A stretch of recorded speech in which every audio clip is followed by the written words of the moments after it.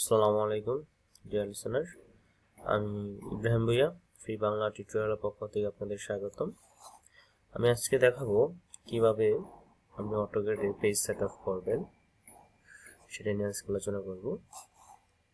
আমি বলেছি সবসময় যে আমি প্রত্যেকটা কাজ আমি স্টেপ বাই স্টেপ দিয়ে যাব, কোনটা পরে কী কাজ করতে হবে সেটা কিভাবে করব, প্রত্যেকটা জিনিস আমি সুন্দরভাবে সিরিয়াল বাই দিয়ে যাব। আপনারা অবশ্যই আমার এই টিউটোরিয়ালগুলো দেখবেন, আপনারা অবশ্যই এই টিউটোরিয়ালগুলো দেখলে আপনারা ভালোভাবে কাজ শিখতে পারবেন এবং কোথাও গিয়ে আপনাকে কাজ শেখার প্রয়োজন হবে না। তো চলুন আমরা কাজে চলে যাই। আমাকে পেজ সেট আপ করার আগে সর্বপ্রথম এখানে আমি একটা জিনিস দেখতেছি যে আমাদের যে পেজের যে এক্সেস আইকনটা এটা মুভ করতেছে, যখন আমি মাউসের চাকাটা হুইলটা ঘোরাচ্ছি তখন এটা মুভ করতেছে। এটা আমি একটা জায়গায় একটা এই কর্নারে ফিক্সড করে বসায় দিব। সেটা কীভাবে, সেভাবে বসানোর জন্য আমরা এখানে যে ভিউতে চলে যাব, মেনু বারে ভিউতে ক্লিক করে তারপরে নিচে আসে ডিসপ্লে থেকে ইউসিএস আইকন, এখানে যে অরিজিনাল টিকটা আছে এই অরিজিনাল টিকটা আমরা জাস্ট উঠাই দিব। উঠাই দিলে আমাদের এই ডেটা এখানে ফিক্সড হয়ে বসে যাবে। ওকে,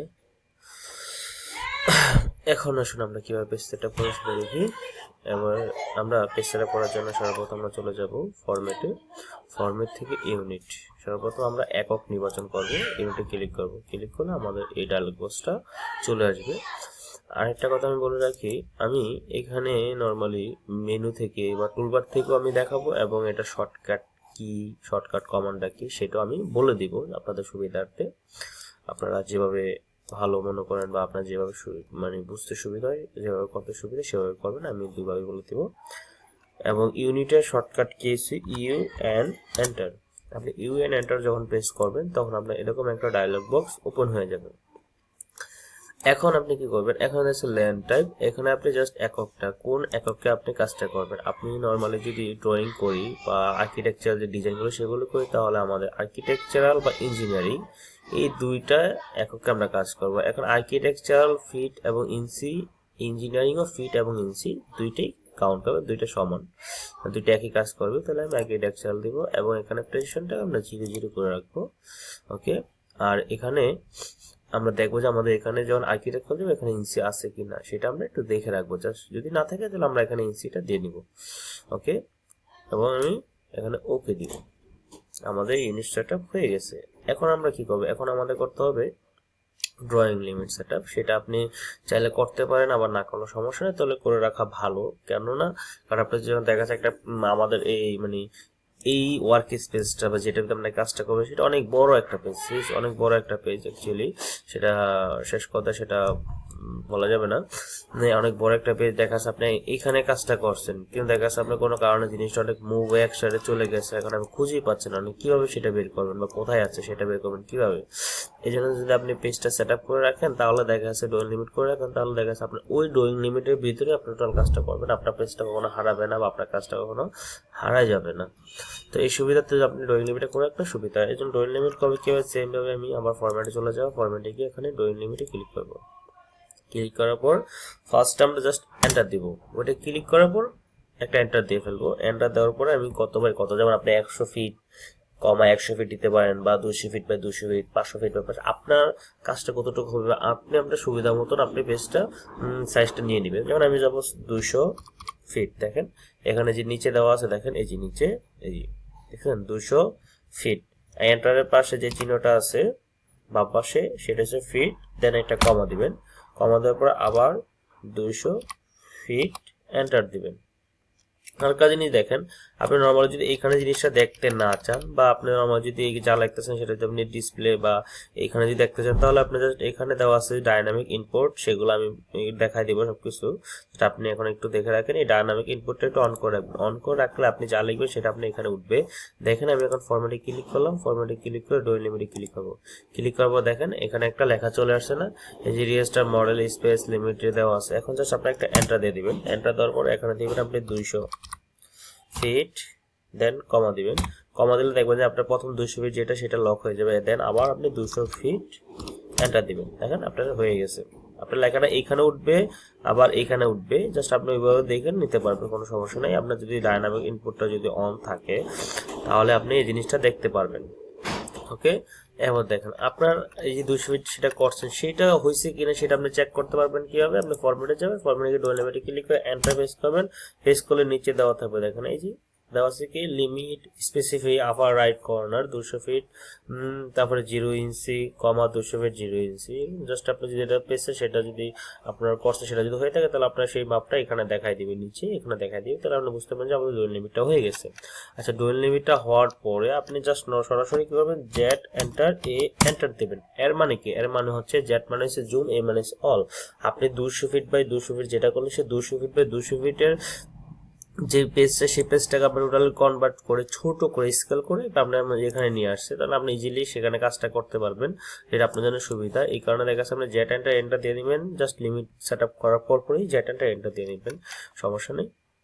ওকে, এবার আসি আমাদের পরবর্তী কাজ, সেটা হচ্ছে পরবর্তী কাজ হচ্ছে আমাদের ডাইমেনশন স্টাইল। ডাইমেনশন মানে যেটা আপনি লিখবেন, দেখা যাচ্ছে আপনি একটা রুম তৈরি করলেন বা একটা জায়গা তৈরি করলেন, সেটা পরিমাপ করবেন, সেই পরিমাপটা করবেন কিভাবে, সেটা কোন করবেন, সবকিছুই মিলে এর জন্য আপনাকে একটা সেট আপ করতে হবে, সেটা হচ্ছে dimension set up, dimension style. সেই ডাইমেনশন স্টাইলে যে দেখেন এখানে যে ডাইমেনশন লেখা আছে ডাইমেনশন স্টাইল, ফরম্যাটে গেলে ডাইমেনশন স্টাইল, তারপরে এখানে নিচে দেওয়া আছে ইউনিট ডুয়াল লিমিট, সেটা আপনার এই ফরম্যাটে গেলে আপনি এই জিনিসগুলো সেটআপ গুলো করতে পারবেন।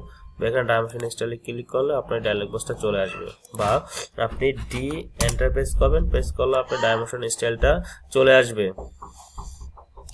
আপনি যখন এই ডি এন্টার প্রেস করবেন তখন আপনার এই ডায়লগ বক্সটা চলে আসবে। এটা আপনার শর্টকাট কি হচ্ছে ডি এন্টার। সাপোজ আমি আবার দেখাচ্ছি, ডি এন্টার প্রেস করলে আপনার ডাইমেনশনটা চলে আসবে, যে ডাইমেনশন স্টাইল ম্যানেজার। এখন আপনি চলে যাবেন মডিফাই, এখানে দেখেন স্ট্যান্ডার্ড নামে অলরেডি একটা করা আছে, সেটাকে আপনি মডিফাই করতে পারবেন, বা আপনি যদি নতুন করে একটা নামে নিতে চান তাহলে আপনি নিউতে ক্লিক করে এখানে লিখে আপনি এন্টার প্রেস করবেন, কন্টিনিউ ক্লিক করবেন, আপনার নতুন একটা তখন ওটাকে আপনি সেট করতে পারেন। বা আপনি এখানে চাইলে যে স্ট্যান্ডার্ড আছে এটাকে আপনি মডিফাই, এটা অলরেডি একটা করা আছে, একটা করা আছে, সেটআপ করা আছে, ডিফল্ট সেটআপ, আপনি এটাকে ইচ্ছা করলে মডিফাই করবেন। সেটা কিভাবে করবেন, জাস্ট আপনি মডিফাই ক্লিক করবেন, মডিফাই ক্লিক করলে আপনার আরো একটা ডায়লগ বক্স ওপেন হয়ে যাবে। এখন আপনি এটা ভিতরে সেটআপ গুলো করবেন। ফার্স্টে আপনি চলে যাবেন এই যে এখানে প্রাইমারি ইউনিটস, এখানে আমাদের এগুলো এখন আপাতত প্রয়োজন নেই, সেটা আপনি পরে করব। আমাদের যেটা নরমাল করতে হবে যে প্রাইমারি ইউনিটস থেকে এখানে আমি নরমালি আগে ইউনিট সেটআপ করছিলাম কি আর্কিটেকচারাল এবং ইঞ্জিনিয়ারিং, যে কোনো একটা আর্কিটেকচারাল করছিলাম, এখানে আমি আর্কিটেকচারাল দিব এবং প্রেসিশনটাকে আমরা 0 করে রাখবো।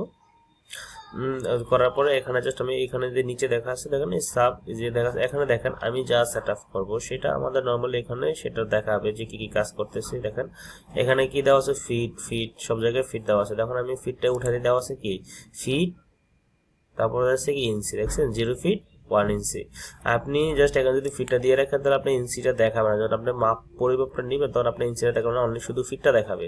তাহলে সেই ক্ষেত্রে আমি অবশ্যই যদি ফিট চিহ্নটা উঠে দিই তাহলে আমার ইঞ্চি এবং ফিট দুইটাই দেখাবে, কারণ আমরা ফিট সরাসরি ফিট থাকে এমন তো না, আমাদের কাছে 10 ফিট 2 ইঞ্চি 3 ইঞ্চি 6 ইঞ্চি যাই হোক আমার ইঞ্চি থাকবে, সেই ইঞ্চিটা আমাকে দেখানো লাগবে, সেই জন্য আমি অবশ্যই ফিট চিহ্নটা উঠে দিব এখানে। আশা করি বুঝাতে পেরেছি। এবার চলে যাবো ফিটে, আমাদের ফিটে কোনো কাজ নেই, আমরা চলে যাব ট্যাক্সে। প্রাইমারি ইউনিটসের পরে চলে যাব ট্যাক্সে গিয়ে আমরা এখানে যে ট্যাক্স স্টাইল স্ট্যান্ডার্ড থাকবে, তারপর ট্যাক্স কালার, এখানে আমি ট্যাক্সের কালার দেখেন আমি যদি এখানে কালারটা চেঞ্জ করি অটোমেটিক যে ট্যাক্স যে কালারটা সে কালারটা চেঞ্জ হয়ে যাবে। এখন আপনি আপনার সুবিধা মতন কালার দিয়ে নিতে পারেন বা এখানে বাইর লেয়ার নিতে পারেন। বাইর লেয়ার জিনিসটা হচ্ছে এইখানে যখন আপনি লেয়ারে যখন কাজগুলো করবো তখন আমরা দেখাবো। এইখানে যখন আপনার লেয়ারটা নেবেন, যখন আপনি লেয়ার নেবেন তখন লেয়ারগুলো এখানে থাকবে, এবং ওই যখন আপনি যে ডাইমেনশন নেবেন তখন আপনার যে লেয়ারটা এখানে থাকবে সেই লেয়ারের কালারটা হয়ে যাবে, এটা হচ্ছে বাই লেয়ার দ্বারা হবে। আর আপনি যদি ফিক্সড কোনো কালার দিয়ে রাখতে চান আপনি দিয়ে রাখবেন, আমি নর্মালি হোয়াইট দিয়ে রাখি, আপনি হোয়াইট দিয়ে রাখতে পারেন। আর এটা হচ্ছে ফিল কালার জিনিসটা কি দেখেন, এই যখন আমি ফিল কালার দিব তখন এই জায়গাটা ফিল হয়ে যাবে, আপনি দেখলে বুঝতে পারবেন। দেখালে দেখেন এই যে রেড কালার দিলাম, দেখেন আপনার এই যে ট্যাক্স যেখানে ট্যাক্সটা সেই ট্যাক্স জায়গাটা ফিল হয়ে দেখাবে। আপনি যদি এরকম চান যে আমি এই জায়গাটা ট্যাক্সটা ফিল করে দেখাবো তাহলে আপনি দেখাইতে পারেন বিভিন্ন কালার দিয়ে, ঠিক আছে। আর যদি প্রয়োজন না হয় তাহলে নাম দিয়ে রাখবেন, ওকে। আর এখানে দিবেন ট্যাক্স হাইট দিয়ে রাখবেন আপনি 6 জাস্ট এমন একটা দিয়ে রাখলেন 6 ইঞ্চি। আপনি পরবর্তীতে টেক্সটের সাইজ কমাইতে বাড়াইতে পারবেন, বিভিন্ন স্টাইল দিতে পারবেন, কোনো সমস্যা নেই, নর্মালি দিয়ে রাখবেন। তারপরে এখানে আছে টেক্সট ভার্টিক্যাল, এই যে টেক্সট প্লেসমেন্ট, টেক্সটটা কোথায় বসাবেন। দেখেন এখানে দেখা যাচ্ছে টেক্সটটা কি আমার এই টেক্সটটা ডাইমেনশনের মাঝামাঝি আছে, মানে মাঝামাঝি আছে না, এই পাশেও কি মাঝামাঝি আছে, এটা মাঝামাঝি। আপনি চাইলে এটা কি করতে পারেন, যে টেক্সট ভার্টিক্যাল, যে ভার্টিক্যালটা আছে সেই ভার্টিক্যালটাকে আপনি কি করতে পারেন, মানে উপরে দিয়ে দিতে পারেন। যে দেখেন এটা ডাইমেনশন থেকে উপরে চলে গেছে। আবার যদি চান যে আউটসাইড যে কোনো এক সাইড দিতে পারেন। তারপর যদি করেন যে আপনার অন্যান্য সাইডে যেগুলো আছে সেগুলো আপনি দিতে পারেন, যে নিচে দিতে পারেন, যে বেলুন দিতে নিচে দিতে পারেন, আপনি সেন্টারে দিয়ে রাখতে পারেন, সেন্টারটাই ভালো লাগে, সেন্টারে দিয়ে রাখতে পারেন। তারপর হচ্ছে অ্যালাইন উইথ দ্য ডাইমেনশন। দেখেন যখন অ্যালাইন উইথ দ্য ডাইমেনশন দেখাচ্ছে, মানে এটা বোঝাচ্ছে যে আমরা ডাইমেনশনের যেদিকে টেক্সটটা সেদিকে দেখাবে। দেখেন এখানে যদি আপনার হরিজেন্টাল দেওয়া থাকে, হরিজেন্টাল, তাহলে টেক্সটটা নর্মালি আপনার এরকম থাকবে, এরকম থাকবে।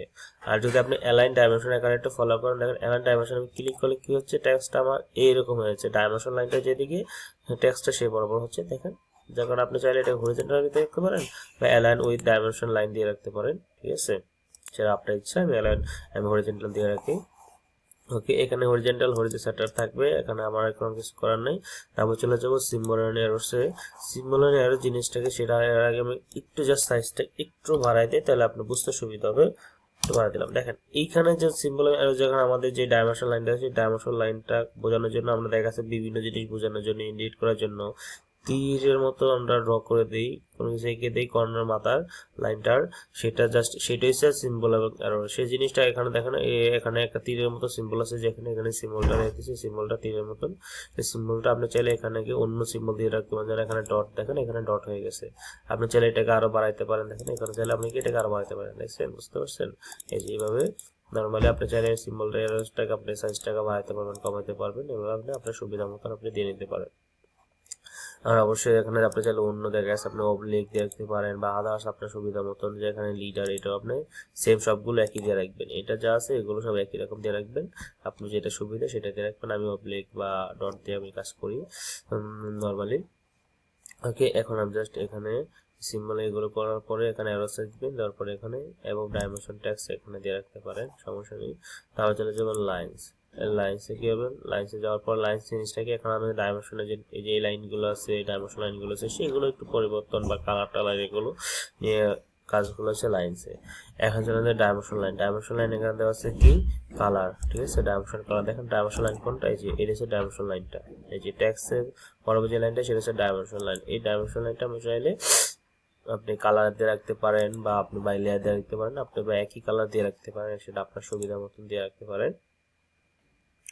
ওকে, আপনি যে কোনো একটা কালার দিয়ে রাখতে পারেন, হোয়াইট দিয়ে রাখতে পারেন, আপনার সুবিধা মতো আপনি দিয়ে করতে পারেন। এবং লাইন টাইপ, লাইন কি টাইপ হবে এটা আপনি বাই লেয়ার দিয়ে রাখলেন, লাইন টাইপটা বাই লেয়ার, সেটা আমি দেখাবো লাইন টাইপ জিনিসটা কি, সেটা পরবর্তী যখন আমরা লেয়ারে কাজগুলো করবো তখন লাইন টাইপ মানে লাইনের সাইজটা, লাইন টাইপ লাইন কি টাইপের হবে, লাইনের সাইজটা সেটা কি ডট ডট হবে নাকি কন্টিনিউ লাইন হবে না আদার্স কোনো লাইন হবে সেটা বোঝাচ্ছে। এবং লাইন ওয়েট, এখানে লাইন ওয়েটটা আমরা জাস্ট ফিক্সড দিয়ে রাখবো।